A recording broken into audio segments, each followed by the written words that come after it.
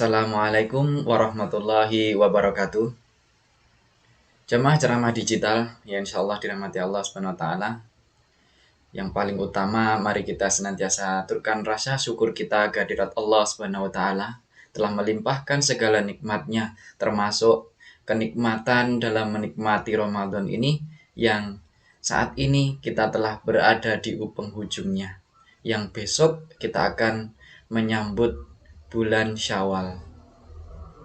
Sholawat serta salam terus kita lantunkan dan kita harapkan syafaatnya di yaumul akhir, yaitu Rasulullah Muhammad Sallallahu Alaihi Wasallam, yang kita harapkan, kita nantikan dan kita jadikan panutan di dunia ini, dan kita harapkan nanti di akhirat pertolongannya dari sebagai perantara pertolongan dari Allah Subhanahu Wa Taala.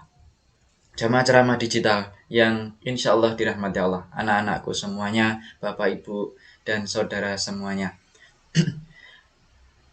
Ramadan telah kita lewati dan tiba waktunya kita menyambut bulan Syawal. Bagaimana kita menghadapi, kita merenungi Ramadan yang telah kita laksanakan 1 bulan penuh ini, dan kita akan laksanakan nantinya di bulan 1 Syawal ini. Maka kita perlu sikapi, kita perlu sambut dengan cara yang asyik. Bagaimana cara yang asyik untuk menyambut datangnya bulan Syawal atau Idul Fitri 1 Syawal 1444 Hijriah. Yang pertama, kita perlu istiqomah dalam menjalankan ibadah, yang mana 1 bulan lamanya di bulan Ramadan kita sudah melaksanakan berbagai ibadah-ibadah yang keberkahannya berlipat ganda.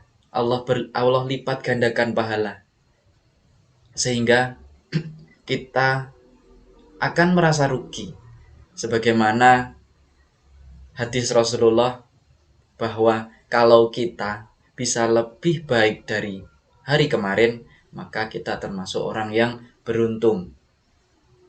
Tapi kalau kita masih sama seperti yang kemarin, maka kita termasuk orang yang merugi. Dan jika kita lebih buruk dari hari kemarin, maka kita termasuk orang-orang yang celaka. Nah, jemaah semuanya, kita wajib istiqomahkan ibadah kita yang ada di bulan-bulan sebelumnya, termasuk di bulan Ramadan.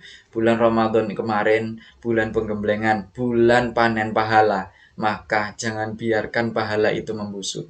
Jangan biarkan pahala itu menguap, dan jangan biarkan pahala itu tertutupi oleh debu-debu maksiat, debu-debu kelalaian, debu-debu kemaksiatan, debu-debu kedoliman dan sebagainya yang perlu kita hindari, keburukan, dosa-dosa yang perlu kita hindari.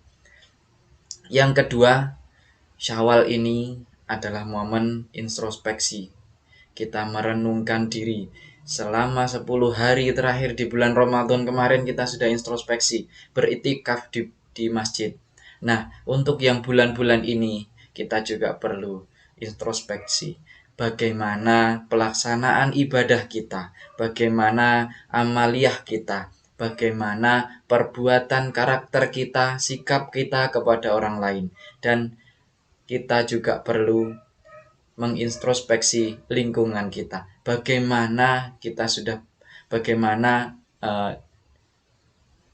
fasilitas kita, apakah sudah mendukung untuk berbuat kebaikan, apakah sikap kita sudah tepat dengan lingkungan kita, dan sebagainya. Itu kita perlu introspeksi diri, kita perlu cari tahu, kita perlu merenungi dan sebagainya, sebagai bentuk rasa syukur kita, sebagai bentuk upgrading kita, mengupgrade diri, memfasilitasi diri untuk lebih baik lagi. Kemudian yang terakhir adalah menjaga silaturahim. Ini yang paling penting. Anak-anak semuanya, Bapak Ibu dan teman-teman semuanya. Menjaga silaturahim itu penting sebagaimana sabda Rasulullah bahwa silaturahim ini yang pertama akan memanjangkan umur. Barang siapa yang sering bersilaturahim, yang mau bersilaturahim, menyambung yang putus, mendamaikan yang bertikai, dan sebagainya, memaafkan, dan sebagainya, adalah satu wujud silaturahim untuk penguatan kita, untuk memanjangkan umur. Dalam segi apa? Kita banyak dikenang ketika kita sering dilihat oleh orang lain. Kita akan sering dikenang ketika kita menjadikan kebaikan kita terus-menerus kita lantunkan, kita laksanakan kepada orang lain. Kemudian yang selanjutnya, silaturahim itu juga mampu menghantarkan kita ke surganya Allah. Bagaimana bisa? Karena ketika silaturahim, maka kita membuka citra baik diri kita sendiri kepada orang lain. Kita membuka wawasan kepada orang lain, kita menghapus atau menepis suuzon atau prasangka buruk orang lain kepada kita, sehingga silaturahim ini mampu untuk menghantarkan kita untuk menuju surganya Allah. Sebagaimana dalam hadis, ya Rasul, siapakah yang tepat untuk menghuni surgamu surganya Allah ya Rasul? Yang pertama orang yang membayar zakat, kemudian orang yang mampu menyambung silaturahim. Nah, anak-anak semuanya, Bapak, Ibu, dan jamaah sekalian, momen Idul Fitri ini, momen 1 Syawal nanti, mari kita manfaatkan. Satu, untuk mengintrospeksi diri, kemudian menyambung silaturahim dan memperkuat ibadah kita, mengistiqomahkan ibadah kita agar nantinya lebih kuat lagi, lebih maksimal, dan mampu menjadikan keberkahan tidak hanya untuk kita sendiri, namun berimbas ke yang lain. Karakter akan terbentuk, hati akan bersih, dan hubungan dengan siapapun termasuk dengan Allah akan semakin baik. Dan semoga Allah mengijabah segala doa-doa kita. Semoga Allah menghapuskan dosa-dosa kita yang telah lalu. Ramadan menjadi momentum untuk menghapus dosa.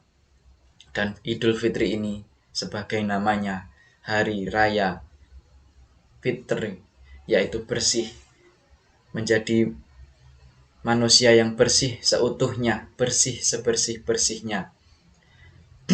Allah hapuskan dosa-dosa kita yang telah lalu setelah kita membayar zakat dan menunaikan sholat Idul Fitri.